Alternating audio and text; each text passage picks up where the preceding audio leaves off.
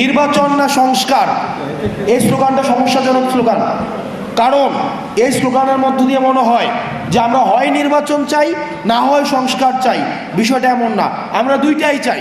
এই নির্বাচন পদ্ধতির খেলার মাঠটা শুধুমাত্র আওয়ামী লীগ যেন খেলতে পারে সেই উপযোগী করে সেই মাঠটা বানানো হয়েছে, সেখানে আপনি খেলতে পারবেন না। আপনি আগে সেই মাঠের সংস্কার চাইতে হবে। দূষররা যদি নির্বাচনে অংশগ্রহণ করতে চায়, তারা সশরীরে এসে তাহলে নির্বাচন কমিশনে তাদের পেপার সাবমিট করতে হবে। এটাতে সমস্যা কোথায়? আওয়ামী লীগের রাজনীতিও এখন আওয়ামী লীগের টাকায় চলে, বিএনপির রাজনীতিও এখন আওয়ামী লীগের টাকায় চলে। আওয়ামী লীগ যেভাবে স্বাভাবিক অবস্থায় জীবনযাপন করত, এখন এসেও স্বাভাবিক অবস্থায় জীবনযাপন করে।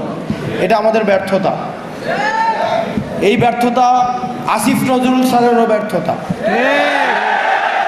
আমরা ওনার কাছে জানতে চাই, জানুয়ারি মাসে কথা ছিল ট্রাইব্যুনাল 2 গঠন করার, এটা মে মাস, আজকে মে মাসের 16 তারিখ। আমরা স্পষ্টভাবে আপনার কাছে উত্তর চাই, কেন মে মাসে 16 তারিখ হয়ে যাওয়ার পরেও দ্বিতীয় ট্রাইব্যুনাল গঠন হওয়ার কথা থাকলেও এখনো পর্যন্ত গঠন হয় নাই? আমরা আপনার কাছে জানতে চাই, কারা এই হত্যাকাণ্ডের সাথে জড়িত যে আসামিরা রয়েছে, তারা যখন কোর্টে যায় কোন কোন বিচারক তাদেরকে জামিন দিয়ে দেয়, কারা তারা এবং এসবের পিছনে কাদের ইন্ধন রয়েছে, সেগুলোকে আপনি আমাদের সামনে প্রকাশ করুন। আপনি বারবার বলেন যে আপনাকে ভিলেন বানানো হচ্ছে, আপনি বারবার বলেন যে আপনাকে মিসআন্ডারস্টুড করা হচ্ছে। তাহলে যে সত্য ঘটনা, আপনাকে যদি কেউ কাজ করতে না দেয়, আপনাকে যদি কাজ করতে কেউ বাধা দেয়, বা আপনাকে কাজ করতে কেউ যদি কোনো ধরনের প্রেশারে রাখে, সেটা আপনি জাতির সামনে উপস্থাপন করুন। আমরা স্পষ্ট করতে চাই, আওয়ামী লীগের বিচার, খুনিদের বিচার ছাড়া, আপনারা যদি মনে করে থাকেন অন্তর্বর্তীকালীন সরকারের উপদেষ্টারা বিচার ছাড়া আপনাদের অন্য কোনো বড় সংস্কার রয়েছেন, তাহলে আপনারা ভুলের মধ্যে রয়েছেন। খুনিদের বিচার হচ্ছে এই অন্তর্বর্তীকালীন সরকারের উপদেষ্টাদের প্রধান এবং প্রথম সংস্কার। নির্বাচন না সংস্কার, এই স্লোগানটা সমস্যাজনক স্লোগান। কারণ এই স্লোগানের মধ্য দিয়ে মনে হয় যে আমরা হয় নির্বাচন চাই, না হয় সংস্কার চাই। বিষয়টা এমন না, আমরা দুইটাই চাই। তবে তবে তবে আমরা চাই বিচার হবে, সংস্কার হবে। এই সংস্কার প্রক্রিয়ার মধ্য দিয়ে আমাদের নির্বাচনটা হবে। আপনাদেরকে মাথায় রাখতে হবে, আওয়ামী লীগ যে নির্বাচন পদ্ধতি বানিয়ে গিয়েছে, এই নির্বাচন পদ্ধতির খেলার মাঠটা শুধুমাত্র আওয়ামী লীগ যেন খেলতে পারে সেই উপযোগী করে সেই মাঠটা বানানো হয়েছে, সেখানে আপনি খেলতে পারবেন না। আপনি আগে সেই মাঠের সংস্কার চাইতে হবে।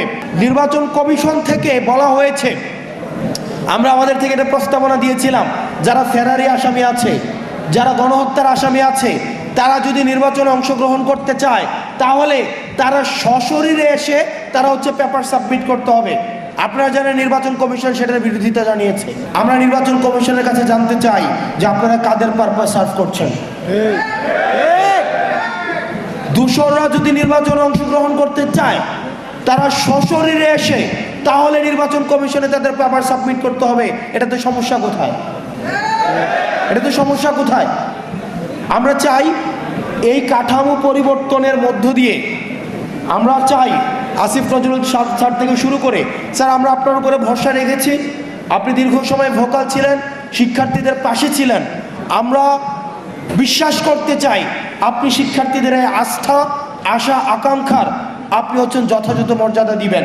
দ্বিতীয়ত, আপনারা ভুলে গেলে চলবে না, আওয়ামী লীগকে আমরা কার্যক্রম নিষিদ্ধ করতে পেরেছি, কিন্তু আওয়ামী লীগকে যারা ডোনার, আওয়ামী লীগের যে ফাইন্যান্স, আওয়ামী লীগের যে অর্থ ব্যবস্থা, সেই অর্থ ব্যবস্থা কিন্তু এখনো পর্যন্ত ইনট্যাক্ট। আমি যেহেতু কুমিল্লাতে আছি, কুমিল্লার অনেক উপজেলা রয়েছে, সেই উপজেলার আওয়ামী লীগের রাজনীতিও এখন আওয়ামী লীগের টাকায় চলে, বিএনপির রাজনীতিও এখন আওয়ামী লীগের টাকায় চলে। এইখানে বিএনপির আপনারা যারা রয়েছেন, আপনারা আমাদেরকে শত্রু জ্ঞান করেন না, এটা আমি আপনাদের ভালোর জন্য বলছি। কুমিল্লার অনেক উপজেলা রয়েছে যেখানে সব দলের রাজনীতি এখন আওয়ামী লীগের টাকার কাছে বিক্রি হয়ে গিয়েছে। তাই অন্তর্বর্তীকালীন সরকারের কাছে বলতে চাই, এই আওয়ামী লীগের অর্থনৈতিক কাঠামোকে আপনি ইনট্যাক্ট রেখে আপনি কখনোই সংস্কার কার্যক্রম এবং নির্বাচন কার্যক্রম আপনি যথাযথভাবে ঠিক করতে পারবেন না।